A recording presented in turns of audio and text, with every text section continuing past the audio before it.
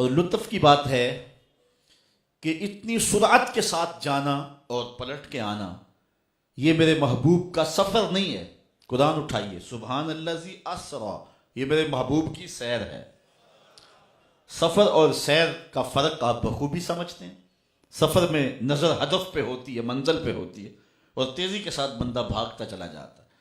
اور جو سیر ہے وہ تمہل کے ساتھ ہوتی ہے. راستے میں پھول کھلا ہو تو پھر بھی رک جاتا ہے، راستے میں چشمہ بہ رہا ہو تو پھر بھی ٹھہر جاتا ہے.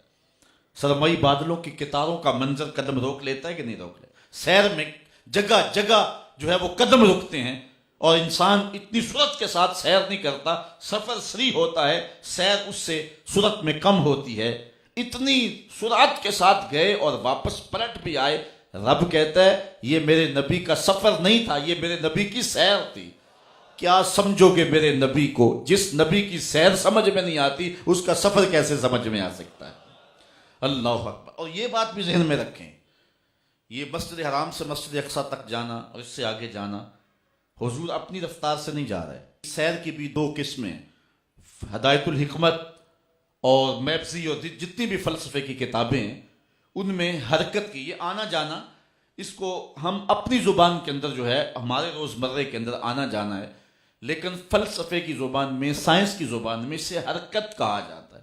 اور حرکت کی دو قسمیں بیان کی ہیں، حرکت ذاتیہ، حرکت عرضیہ. کشتی کے اوپر ایک بندہ سوار ہے، وہ بھی حرکت کر رہا ہے اور کشتی بھی جا رہی ہے، لیکن کشتی کی حرکت بالذات ہے، اور جو کشتی کے اوپر بیٹھا ہوا ہے وہ بالعرض جا رہا ہے. ہاں اگر وہ خود تیر کے جائے گا تو بالذات حرکت ہوگی.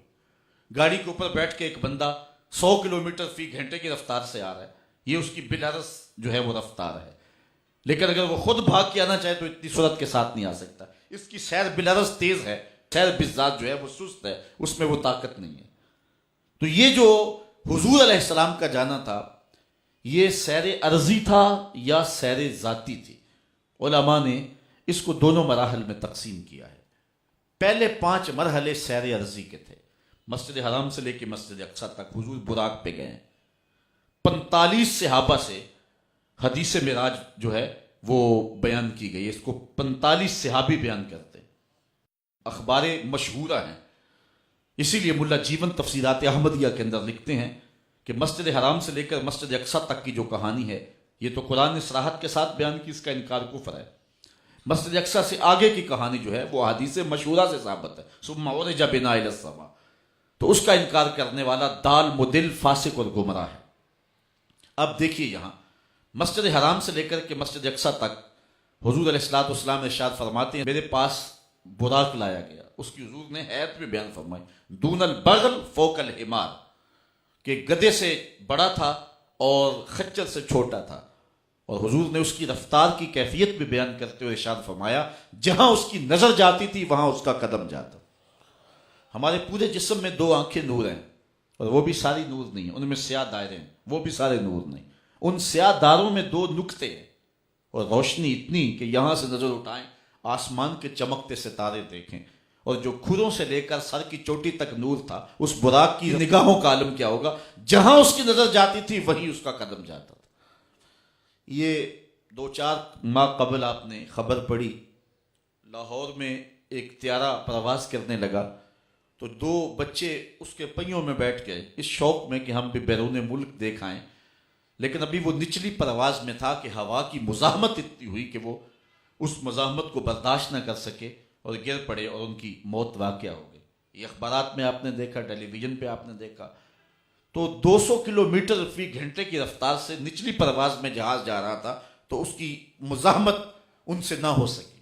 اور اگر وہ 1000 کلومیٹر فی گھنٹے کی رفتار سے جائے تو پرخچے اڑ جائیں. اگر اس کی پشت پہ بیٹھے تو اس کی ننگی پشت پہ بیٹھا نہیں جا سکتا، اس کے جسم کے ٹکڑے ہو جائیں. اور لاکھوں کلومیٹر فی سیکنڈ کی رفتار سے جانے والے براق کی ننگی پشت پہ بیٹھنے والے شاہ سوار کی عظمت کو سلام کرنے کو جی نہیں چاہ رہا. اور انسان سرعت کے ساتھ جا رہا ہو، راستے میں قریبی عزیز بھی کھڑا ہو تو پہچان نہیں پاتا. یار میں تیزی میں تھا، جلدی میں تھا، میں تجھے پہچان نہیں سکا، ہیولا سا نظر آیا. لیکن اتنی رفتار سے جا رہے ہیں، پہچان کا عالم کیا ہے؟ مررت بقبر موسیٰ فائزہ ہوا قائم یصلی فی قبرہ، میں حضرت موسیٰ کی قبر کے قریب سے گزرا، میں نے دیکھا کہ وہ قبر میں کھڑے ہو کے نماز پڑھ رہے تھے۔ اور حضرت موسیٰ علیہ السلام یہاں ہیں، حضور علیہ السلام مسجد اقصیٰ میں پہنچے تو حضرت موسیٰ وہاں موجود تھے۔ تو کیا حضرت موسیٰ حضور سے سری و رفتار ہیں؟ قطعاً نہیں۔ تو پھر پہلے کیسے پہنچ گئے؟ پہلے اس لیے پہنچے کہ حضور اپنی رفتار سے تو جا ہی نہیں رہے، حضور تو جا رہے ہیں براق کی رفتار سے، اور حضرت موسیٰ علیہ السلام گئے ہیں نبوت کی رفتار سے۔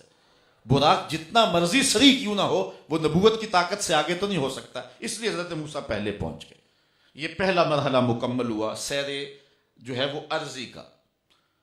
مسجد اقصیٰ میں نبیوں کی امامت ہے اور وہ بھی ایک عنوان ہے، لیکن میں ابھی سیر کے حوالے سے بات کر رہا ہوں۔ وہاں سے دوسرا مرحلہ پہلے آسمان تک، یہ نور کی ایک سیڑھی تھی جس پہ حضور تشریف فرما ہوئے، اور یہ براق سے بھی سری و رفتار تھی۔ سیڑھی کو عربی میں معراج کہتے ہیں، اس میں اعلیٰ کا صیغہ ہے، اعلیٰ عروج، اوپر چڑھنے کا زینہ۔ تو معراج کا جو معنی ہے، مفہوم ہے، وہ ہے سیڑھی۔ تو وہ نور کی ایک سیڑھی تھی جس پہ حضور تشریف لے گئے۔ جو اہل فن ہیں وہ مسجد حرام سے لے کر مسجد اقصیٰ تک حضور کے آنے کو معراج نہیں کہتے، اسراء کہتے ہیں، اور یہاں سے آسمان تک اور آگے جانے کو معراج کہتے ہیں۔ تو یہ نور کی ایک سیڑھی تھی، اور سیڑھی کو ہی معراج کہتے ہیں جس پہ حضور تشریف لے گئے۔ یہ براق سے بھی سری تھی۔ یہ دوسرا مرحلہ حضور کا مکمل ہوا۔ اس کے بعد پہلے آسمان سے لے کر 7ویں آسمان تک حضور فرشتوں کے پروں پہ گئے۔ یہ براق سے بھی اور سیڑھی سے بھی سری و رفتار حضور کا جانا تھا۔ 7ویں آسمان سے سدرہ تک جبریل امین کے پروں پہ گئے، اور یہ فرشتوں کی رفتار سے بھی تیز رفتار تھی۔ یہ 4 مرحلے مکمل ہوئے۔ سدرہ پہ جبریل نے عرض کی، لو دنوت خطوۃ لا ترکت، اگر میں ایک قدم بھی آگے بڑھوں تو جل کے راکھ ہو۔ کوئی فلک تے رہ یار گیا، کوئی جا سدرہ تے ہار گیا، ایک کالیاں زلفاں والا سی جڑا عرش تو بھی لنگ پار گیا۔